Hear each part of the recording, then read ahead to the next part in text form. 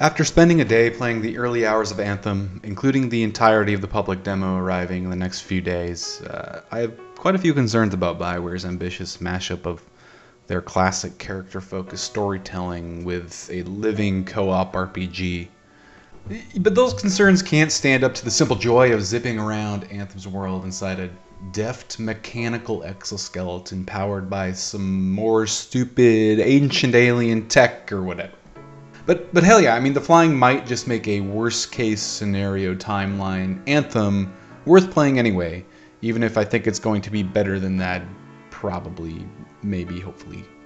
So let's go over the rules of good flying, made up by me just now and currently in practice by Anthem, or at least what I've played of Anthem. Excited yet? The first rule of good flying, taking off. When taking off, always perform an unnecessary flourish, like a backflip, or a front flip, or one into the other. Make it sound loud and dangerous, like the forces keeping you afloat are to be respected. I respect you, combustion. Say it with me. I respect the second rule of good flying. Scary landings. Landing should be the scariest part of any flight. The chassis shakes, the thrusters go dead silent, and the Earth, our eternal enemy, reintroduces us to gravity and friction.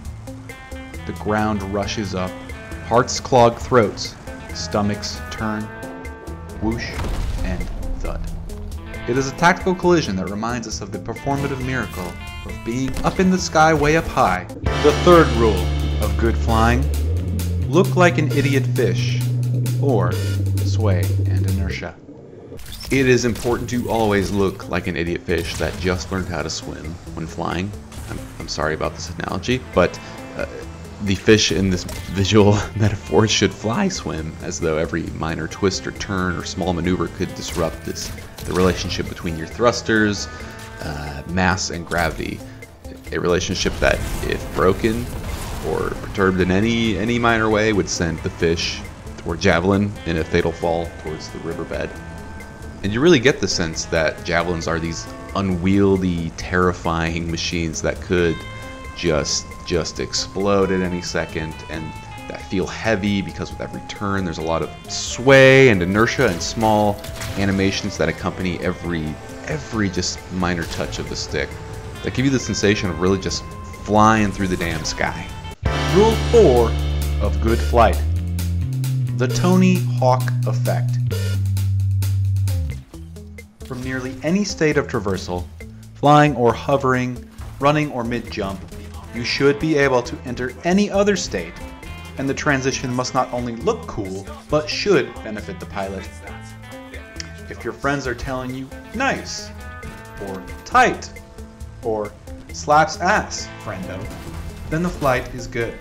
But really, the flight should feel second nature, and it does. It's trustworthy and inherently fun. I just find myself flying constantly to pull off tricks in the unending monotony between flying somewhere, killing dudes, flying somewhere, killing dudes, so on and so forth, forever amen. Rule 5, making chores fun.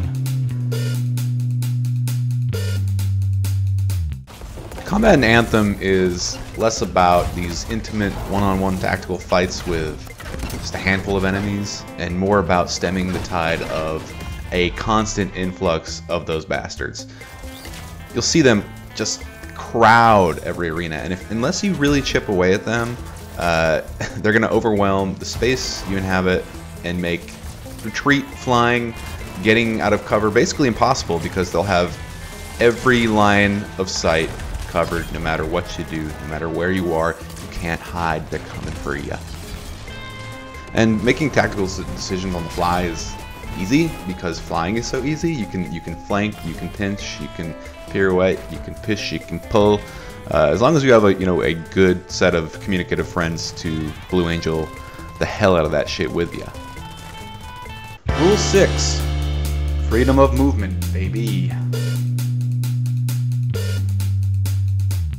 Yeah, so you can't fly into the sun before hitting an invisible barrier, and flying in small spaces with mouse control is always going to be a little awkward. And you don't have unlimited airtime, which honestly is it's a major strike against Anthem. There's no good reason for letting engines overheat anywhere except combat scenarios. Unless puzzles we've yet to see make use of the Javelin's little gas tanks in clever ways, it's very difficult to understand why I need to take a pit stop every 30 fucking seconds or so.